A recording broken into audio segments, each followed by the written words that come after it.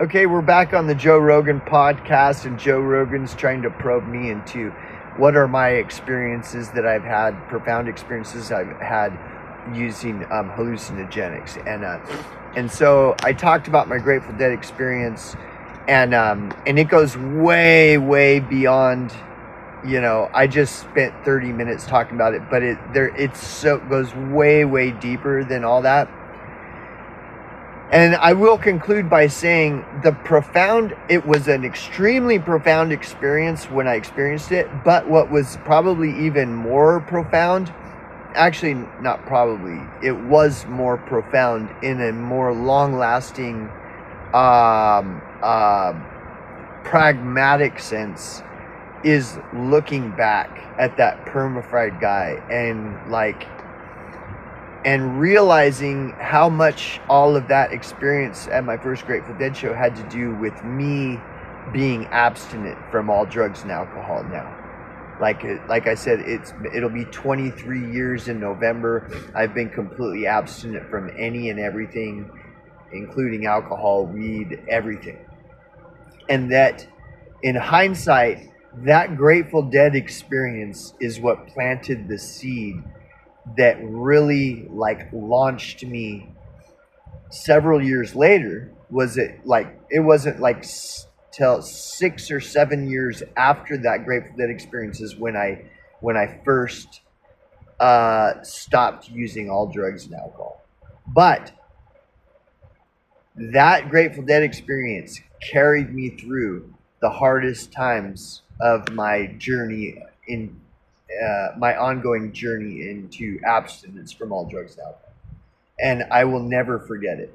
There's so many reasons I will never forget my first Grateful Dead show. And I am not the only one. I'm just some Joe Blow. But, like Joseph Campbell, for example, some of you may know who Joseph Campbell is. He's like the leading expert in the field of mythology. Like, he is the expert on mythology. And mythology, he's passed away now. Joseph Campbell has passed away. But the movie Star Wars was totally based in Joseph Campbell's book, The Hero with 1,000 Faces. Joseph Campbell was an expert on archetypes, Carl Jung archetypes, and mythology, and wrote many books on mythology. He was regarded as the #1 leading expert in deciphering mythology, and so he's like world renowned for that.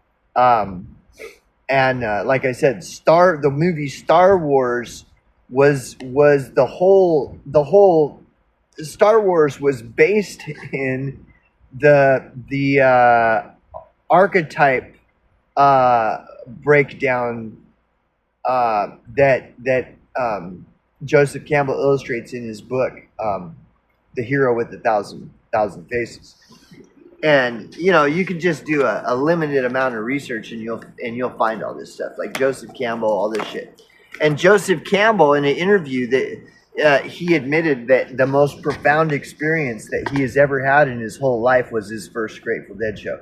And this is, there are people that just understand the Grateful Dead, and then there are people that just don't understand them. And I am totally lucky. Like, those guys that I lived with, those deadheads, these upper crust deadheads. I mean, if it weren't for them, I would have never understood anything about what's going on with the Grateful Dead. And then now that I do, I've had the true Grateful Dead experience. I earned my fucking wings, okay? Now that I've earned my wings, and I look at people that don't understand the Grateful Dead, and I feel kind of like sorry for them in a sense. Like, they missed out on an experience that we will in our lifetimes, we will never have the opportunity to experience again. No matter how much DMT you take, right? So So these DMT heads, they think they've got an edge on hallucinogenics and the hallucinogenic experience, and I feel sorry for them too, because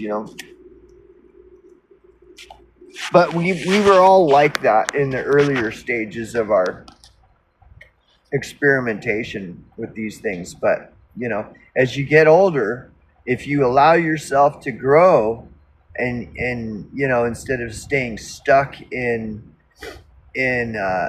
stagnation and stuff and falling into all these traps, but again, it's really based in luck. Like, it is no virtue of mine that whatever advancements I have made in any aspect of life are really of no virtue of mine.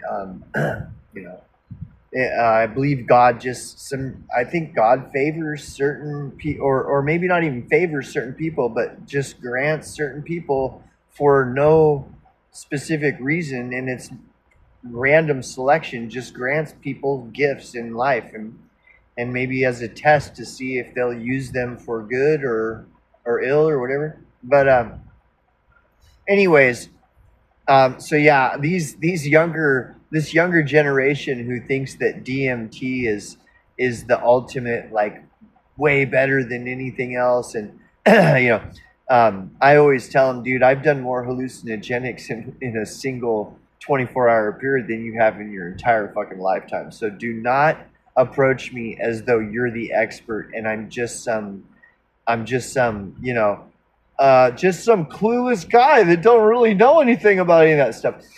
so let me go into my first LSD experience. And